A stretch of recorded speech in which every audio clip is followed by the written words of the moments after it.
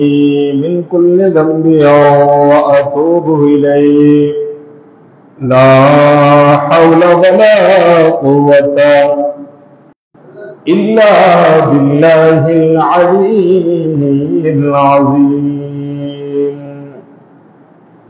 حامدا ومصليا ومسلما أما بعد فقد قال الله تعالى عز وجل في شان حبيبه ومحبوبه ومعشوقه ومطلوبه مخبرا وآمرا إن الله وملائكته يصلون على النبي يا أيها الذين آمنوا صلوا عليه وسلموا تسليما صلى الله على سيدنا محمد وآله أتو محبت رواه الشريف صلى الله على سيدنا محمد وآله وصحبه وسلم اللهم صل على سيدنا مولانا محمد وعلى آل سيدنا নবী আছে কানে শুনলাম দুই চোখে তো দেখলাম না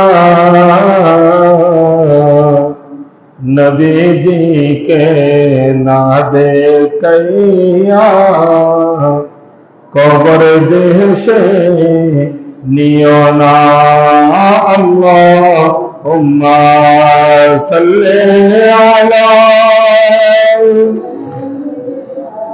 مولانا محمد وعلى آل سيدنا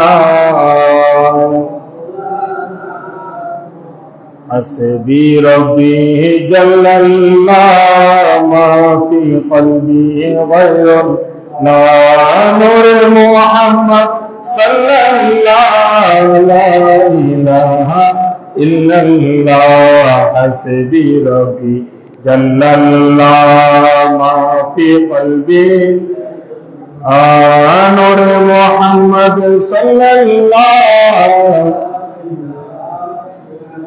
ثم دنا فتدلى मुझे मालूम न था उदुल मिन्नी या हबीबी मुझे मालूम न था हस्बी रब्बी जल्लल्लाहु मा फी क़ल्बी नूर मोहम्मद सल्लल्लाहु अलैहि मुझे मालूम न था नूर से नूर मिल गया है ता मुझे मालूम न था हस्बी रब्बी जल्लल क़ल्बी गैरुल्लाह नूर मोहम्मद सल्लल्लाहु अलैहि अऊज़ु बिल्लाहि मिनश शैतानिर रजीम بسم الله الرحمن الرحيم الأمين المكين الكريم ونحن على ذلك لمن الشاهدين والشاكرين والحمد لله رب العالمين ربي صل وسلم وبارك عليه الله الله الله الله الله الله الصبح بدر طلعته والليل جاء وفرته الله الله الله الله الله الله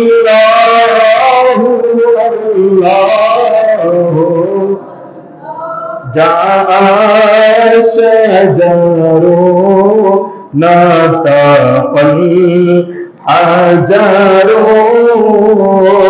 شاق القمر بإشارته الله الله الله الله الله الله উপস্থিত পবিত্র মাহে রমজানুল মুবারক 12 মাসের মধ্যে শ্রেষ্ঠ মাস, যে মাসকে আল্লাহ এবং রাসূল যতটুকু মাইকের আওয়াজ শোনা যাচ্ছে, আমার পর্দানশীল মুস্তরা খাওয়াতিন, সম্মানিত তৈয়বা তাহিরা মা ও বোনেরা রহমানি ওয়া রাহমাতুল্লাহ তাআলা আযজা ওয়া জাল্লা, আসসালামু আলাইকুম ওয়া রাহমাতুল্লাহি ওয়া বারাকাতুহু। মহান রব্বুল আলামিনের আলিশান দরবারে আমি গুনাহগার, পাপী তাপী মুজরিম, আপনাদের মতো ভাগ্যবান মানুষদেরকে সাথে নিয়ে একটিবার শুকরিয়া আদায় করার চেষ্টা করেছি যে রব্বুল আলামিন বিগত বছর এই রমজানের প্রথম জুমায় আমাদের সাথে অনেক মানুষ, আমাদের ভাই, আমাদের বাবা, দাদা, আত্মীয় স্বজন এই মসজিদে বা অন্যান্য মসজিদে জামাত আদায় করেছিল, নামাজ পড়েছিল। আজকে তাদের হায়াত নাই, আল্লাহর ডাকে সাড়া দিয়ে আল্লাহর হুকুম মতে তারা দুনিয়া থেকে কবরে চলে গিয়েছেন। আল্লাহ যে আপনাকে, আমাকে, আমাদেরকে আজকের এই জুমার দিনে আসার বসার কয়েকটিবার নবীর মুহাব্বতে দরুদ শরীফ পড়ার, বিশেষ করে রমজানুল মুবারক মাসে আমাদেরকে ঢুকে রমজানের এক এক করে 6টি রোজা আদায় করার মতো আল্লাহ আমাদেরকে তৌফিক দান করেছেন। এই রব্বে কায়নাতের দরবারে সকলে দিল থেকে মুহাব্বতের আওয়াজে একটিবার শুকরিয়া আদায় করি, সকলে উচ্চ আওয়াজে বলি আলহামদুলিল্লাহ। সাথে সাথে লক্ষ কোটি দরুদ ও সালামের নজরানা পেশ করছি সরওয়ারে কায়নাত, ফখরে মওজুদাত, রাহমাতুল লিল আলামিন, শফিউল মুজনিবিন, যে নবীর উসিলায় আল্লাহ উম্মতে মুহাম্মদীকে রমজান দান করেছেন। রমজান নয়, রমজানুল মুবারকে সর্বশ্রেষ্ঠ আসমানী কিতাব কোরআনুল কারীম দান করেছেন। শুধু তা নয়, যে মাসের মতো কোন মাস নাই, যে কিতাবের মতো কোন কিতাব নাই, সর্বোপরি আমরা যদিও বা শ্রেষ্ঠ উম্মত, আমাদের হায়াত কম, সেজন্য আমাদেরকে আমল বেশি করার জন্য, আমাদের আমলনামা বাড়ি হওয়ার জন্য যে একটি দিন এবং রাত আমাদেরকে দান করেছেন, যাকে বলা হয় লাইলাতুল কদরি খায়রুম মিন আলফি শাহ, 1000 মাসের চেয়ে উত্তম রাত। লাইলাতুল কদরের মতো রাত আমাদেরকে যেই নবীর উসিলায় আল্লাহ দান করেছেন, আমাদের সকলের পক্ষ থেকে সমস্ত নামাজ, কালাম, তাসবিহ, তাহলিল, ইবাদত, রিয়াজত, তাহাজ্জুদ, সেহরি, ইফতারি সহ যা ভালো কাজ আমরা করেছি, করব, সবকিছুর সওয়াব রাহমাতুল লিল আলামিন নবীর নূরানী কদমে আল্লাহ বখশিশ করে দিক। সকলে উচ্চ আওয়াজে বলি আমিন। সাথে সাথে আমরা শ্রদ্ধা ভরে স্মরণ করছি সমস্ত সাহাবায়ে কেরাম, বিশেষত ইসলামের প্রথম যুদ্ধ বদর প্রান্তরে যারা তরতাজা রক্ত দিয়ে রমজানের রোজা রেখে ইসলামের জন্য শাহাদাত বরণ করেছেন। সর্বোপরি আমাদের মা বাবা, দাদা দাদি, মুরব্বী, আত্মীয় স্বজন যারা এই মসজিদে নামাজ পড়েছিল, ইতিকাফ নিয়েছিল, মসজিদে আযান দিয়েছিল, ইকামত দিয়েছিল, মাইকের আওয়াজ শুনেছিল মা বোনেরা সহ যারা ইন্তেকাল হয়ে কবরবাসী হয়েছেন। আল্লাহ আমাদের সকল মুরব্বীদের জীবনের গুনাহ মাফ করে রমজান মুবারকের উসিলায় রহমতের 10 দিনের উসিলায় সকলের জীবনের গুনাহ আল্লাহ মাফ করে দিক। সকলে বলি শাহরু রমাদান আল্লাযী উনজিলা ফীহিল কুরআন। আল্লাহ ঘোষণা দিচ্ছেন আমরা যে মাসের কথা বলেছি, যে মাসের মধ্যে আমরা ঢুকেছি, যে মাস আমাদের মধ্যে এসেছে মেহমান হিসেবে, হয়তো 29 দিন নয়তো 30 দিন, তার থেকে আর বেশি নয়। আমার আল্লাহ বলে শাহরু রমাদান আল্লাযী উনজিলা ফীহিল কুরআন, তোমরা যে 11 মাস অতিবাহিত করেছ, মুহররম, সফর, রবিউল আউয়াল, রবিউল সানি, এভাবে সে প্রবাস তোমাদের থেকে বিদায় নিয়েছে। ও আমার বান্দা বান্দীরা, তোমরা ওই মাসের মতো, ওই মাসের অন্য দিনের মতো, ওই মাসের জুমাবারের মতো এই মাসকে তোমরা মনে করিও না, কারণ অন্য মাসের তুলনায় এই মাস 1 গুণ নয়, 2 গুণ নয়, 70 গুণ নয়, 700 গুণ নয়, তার থেকেও অধিক গুরুত্ব এবং মূল্যবান। জোরে বলেন সুবহানাল্লাহ। সর্বোপরি আল্লাহ বলেন আল্লাযী উনজিলা ফীহিল কুরআন, এই মাস কেন দামি হয়েছে? এই মাস দামি হওয়ার পিছনে কারণ কি? কোন কোন দিন দামি হয়, কোন কোন রাত দামি হয়, কোন কোন সময় দামি হয়, কিন্তু এই পুরো মাসটাই দামি হয়েছে।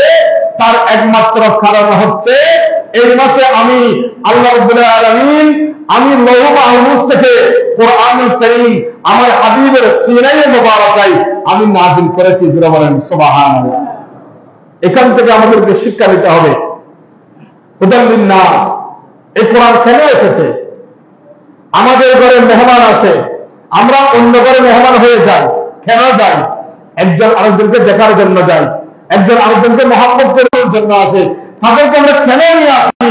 তারা আসে, তাদের জবান দিয়ে গুরুত্বপূর্ণ কথা বলে, এগুলো আমরা শ্রবণ করি, আমল করার চেষ্টা করি। কিন্তু রমজান মুবারকে আল্লাহ এমন একটি কিতাব দিয়েছে যে কিতাবের আসা থেকে শুরু করে যাওয়ার কোন সিস্টেম নাই।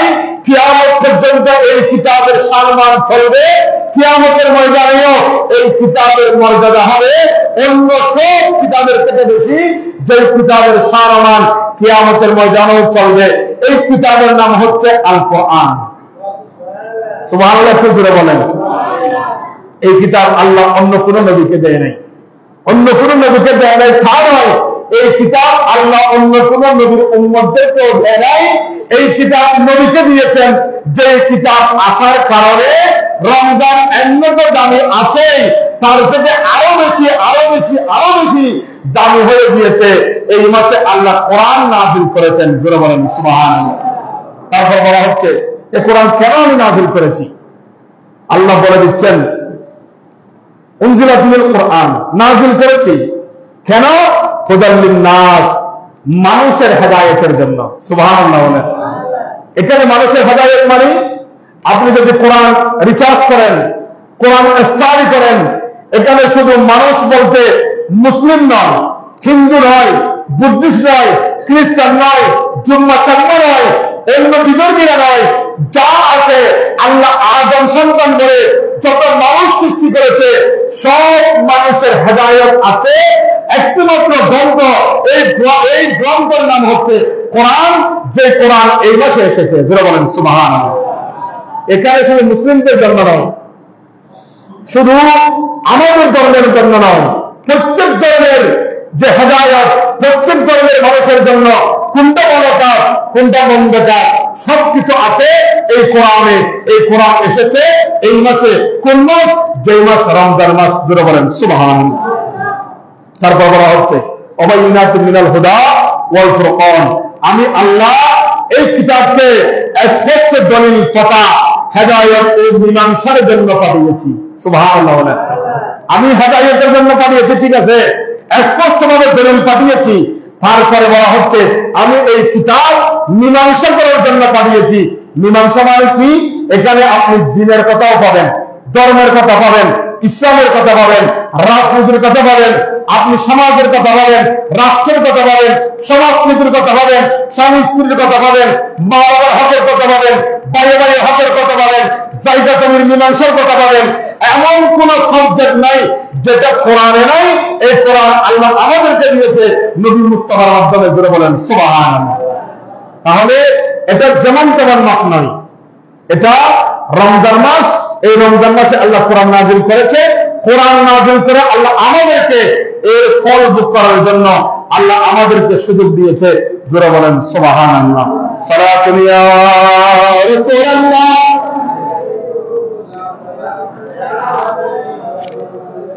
আজকের এই খুতবার মধ্যে একটি হাদিসে মুবারাকা এসেছে। এই হাদিসের মধ্যে এই হাদিস রওয়ায়াত করতেছেন হযরত ইবনে মাসউদ রাদিয়াল্লাহু তাআলা। আমার নবীর থেকে এই হাদিস রওয়ায়াত হয়েছে, নবী থেকে শুনে উনি রওয়ায়াত করেছেন। আন্নাহু ক্বাল মা মিন আবদিন সামা রমাদান ফি ইনসাতিন ওয়া সুকুতিন ওয়া যিকরিল্লাহি তাআলা ওয়া হাল্লা হালালাহু ওয়া হারামা হারামা। হযরত ইবনে মাসউদ রাদিয়াল্লাহু তাআলা উনি বলেন, যদি কোন আল্লাহর বান্দা এভাবে রমজানের রোজা রাখেন যে তিনি রোজা রেখেছেন, এই কথা ওনার মাথায় আছে, অন্তরে আছে, উনি রোজা রাখার পরে অন্য দিনের মতো রোজা রাখার পরে অনর্থক কোন কথাবার্তা বলে নাই। উনি রোজা রেখেছেন বিদায় রোজার সম্মানার্থে উনি নিজের জবানকে হেফাজত করেছে। রোজার দিন অন্য দিনের মতো নয়।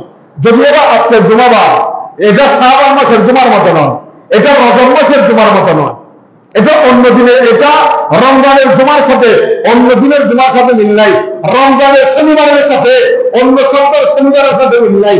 কারণ এই শনিবারে আপনার উপর রোজা ফরজ ছিল না, আজকের শনিবারে কিন্তু আপনার উপর রোজা ফরজ আছে না নাই? রমজানের মাসে যেই দিনেই হোক না কেন 30 দিনের মধ্যে রোজা ফরজ আছে না নাই? সেজন্য উনি বলছেন কোন আল্লাহর বান্দা এভাবে রমজানের রোজা রাখে কিভাবে, যেন অনর্থক কথা না বলে। তারপরে বলা হচ্ছে খারাপ কথা থেকে দূরে থাকে। তারপরে বলা হচ্ছে ওয়া হাল্লা হালালা ওয়া হারামা হারামা, আল্লাহর জিকিরে মগ্ন থাকে, হালালকে হালাল এবং হারামকে হারাম মনে করে কুকর্ম থেকে লিপ্ত থাকে। ওই মানুষের রোজা অন্য দিনের মতো হবে না। রমজানের রোজা অতিক্রম করা পর্যন্ত যদি এভাবে চলতে থাকে তাহলে রমজানের শেষ যেদিন হবে ওই দিন ওই আল্লাহর বান্দার সমস্ত গুনাহ আল্লাহ মাফ করে দিবেন, সেটা আল্লাহ ওয়াদা করেছেন।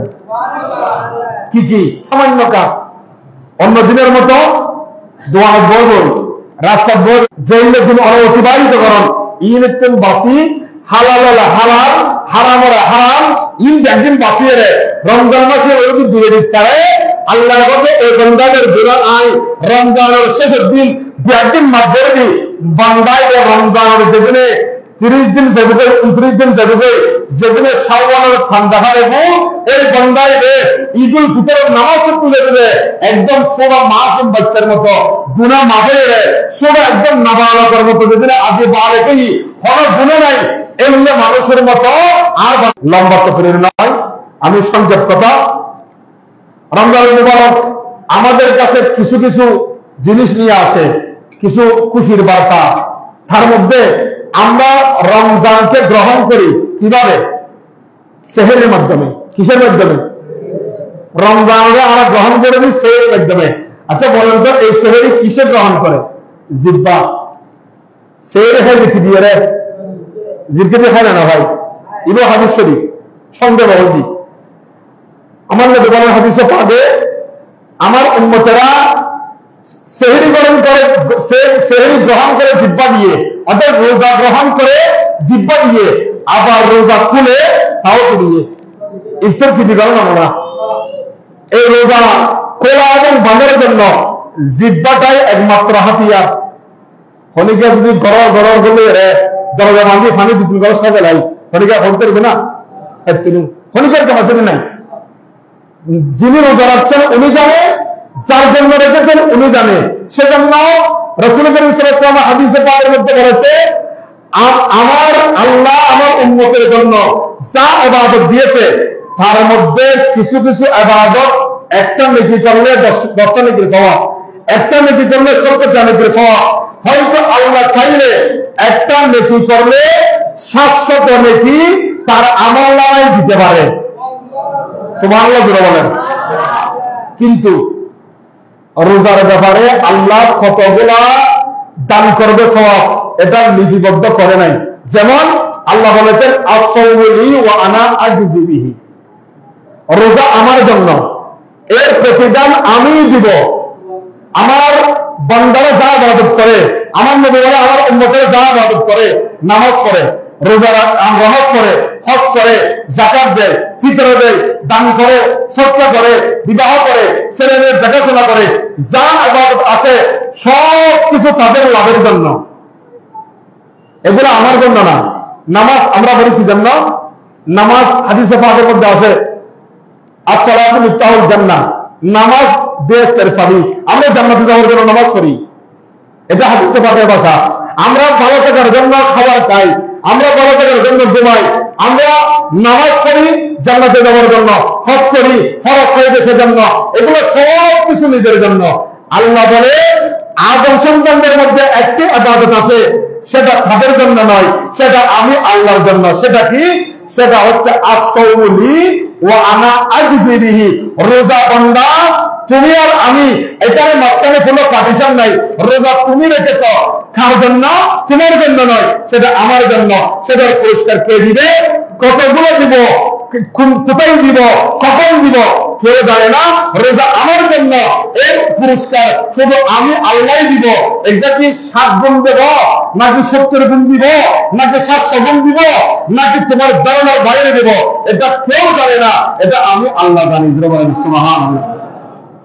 এজন্য রোজার পুরস্কার দিবেন কে? রোজা কার জন্য? আল্লাহর জন্য। এই রোজা যখন রাখছেন জবান হেফাজত করতে হবে। ওই হাদিস যেটা আমি বলতে চাইছিলাম শেষ করব। এখানে আমার নবী বলে রোজা তোমরা রেখেছ সেহরি খাওয়ার মাধ্যমে, সেহরি খেয়েছে জিহ্বা দিয়ে, রোজা তোমরা খুলবে ইফতারের মাধ্যমে, তাও জিহ্বা দিয়ে। এখন এই রোজা মাঝখানে ছিদ্র করে দেয়, তাও জিহ্বা দিয়ে। নাউজুবিল্লাহ বলেন। হবে রোজাকে ফেকেট করতে করা, রোজাকে দাঁড়িয়ে সেহরি খাইয়ে রে, খুলিবে আবার ইফতার খাইয়ে রে, কিন্তু মাঝখানে রোজাকে আবার ফেরবে রেখে মাঝখানে ফেরবে রেখে করা কি দিয়ে রে? জিরকে বলবি। নাউজুবিল্লাহ হলেন। এখন ইয়েন ঠিক আস কেন রোজাকে ফেরবে হইব কিনলে ফেরেছু রোজা কি? রোজা এটা কি ফেকেন না, এটা কি বস্তা না ফেরেছু? কিন্তু আমি হবে ইবের তো ফেকেটে গিয়ে এটা একটা সিস্টেম হয়ে গিয়েছে। এটা তুমি সেহরি করে ইফতারের সময়ের মতো এটা তুমি বান্ডিং করে ফেলেছ। এখানে আমার ছিদ্র করে ফেলেছো তুমি নিজে। কিসের মাধ্যমে? তুমি যখন তোমার জবান দিয়ে, এই জিহ্বা দিয়ে কোন মানুষের গীবত করো, উদ্যোক্তা রেজে বলে হয় রোজাকে ফিরে যাবি, স্যার এজন্য শৈল থাকে না, শৈল পরিবারে না যায়, মুড়ি থাকে না থাকে, বস্তা যদি ফেরে যায় ইকিনি কি হয়? ফলে না ভরে পরে যায়।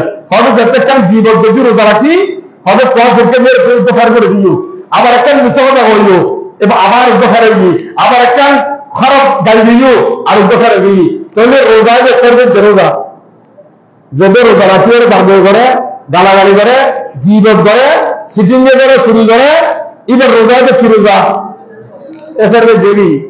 এটা হাদিস। যদিও আমি লম্বা করে বলতেছি না সময়ের কারণে, সেজন্য এই জিহ্বার উপরে সব রোজার সব কিছু আছে এই জিহ্বার উপরে। তাহলে সর্বোপরি আমাদেরকে হেফাজত করতে হবে চোখ, হাত, মুখ, আমাদের জবান, ফা, এগুলো সব কিছু মিলাইয়ে যখন হেফাজতে রাখবেন তখন আপনার রোজা পরিপূর্ণ হবে। সুবহানাল্লাহ। না ওগুলো তো জিকির কথা হয়ে যায় না। একটু দর্শন পড়েন সালাতুন ইয়া রাসূলুল্লাহ আলাইকুম। আবার কথা তো ঠান্ডা গরমের মাস্টার আর বেশি, আবার বাদ জায়গা হইলে তো বই উজুরে জিকির কথা হয়ে যায় না, চকুর কথা তো নেওয়া হয়, অমুক উজুরে চকুর কথা হয়ে যায় না, হাতের কথা তো নেওয়া হয়, তো বই আর দেখেন মহার খোসাইরে তোরা বর্দার মেরে জমাল্লা আর জিকে বাঁচাই এরকম না। আপনি যখন রোজা রাখছেন আপনার হাতও রোজা রাখতে হবে, আপনি যখন রোজা রাখছেন আপনার চোখেও রোজা রাখতে হবে, আপনি যখন রোজা রাখছেন আপনার পাও রোজা রাখতে হবে। সেটা কি? আপনার পা এমন কোন কাজে আপনি পা দিতে পারবেন না, সামনের দিকে কদম দিতে পারবেন না। যেটা রোজার পরিপন্থী, রোজার ক্ষতি হবে এরকম কোন কাজে আপনি আপনার কদম বাড়াতে পারবেন না, সেটা হচ্ছে পায়ের রোজা। আপনার হাত এমন কোন কাজে দিতে পারবেন না যেটা রোজার পরিপন্থী হবে, রোজার ক্ষতি হবে, এরকম কোন কাজে হাত দিতে পারবেন না, সেটা হচ্ছে হাতের রোজা। আপনার চোখ এমন কোন দেখানা মহিলার দিকে, এমন কোন দেখানা খাদের দিকে দিতে পারবেন না যেটার দ্বারা রোজার ক্ষতি হবে, এটা হচ্ছে চোখের রোজা। আপনার কানের রোজা হচ্ছে আপনি এমন কোন অশ্লীল কথা, এমন কোন কাজ, এমন কোন কথা, এমন কোন গালমন্দ শুনতে পারবেন না যেটা রোজার জন্য ক্ষতি হবে। এটা শোনা থেকে আপনাকে বিরত থাকতে হবে, এটা হচ্ছে কানের রোজা। এবারে আপনার নাকের রোজা, আপনি যে কোনো খারাপ দুর্গন্ধ, খারাপ জিনিসের দুর্গন্ধ নিতে পারবেন না, এটা হচ্ছে নাকের রোজা। সর্বোপরি সব কিছু যখন আপনি স্টক রাখবেন, সবচেয়ে বেশি গুরুত্বপূর্ণ জিহ্বাকে যখন হেফাজতে রাখবেন, আপনার রোজা পরিপূর্ণ হবে।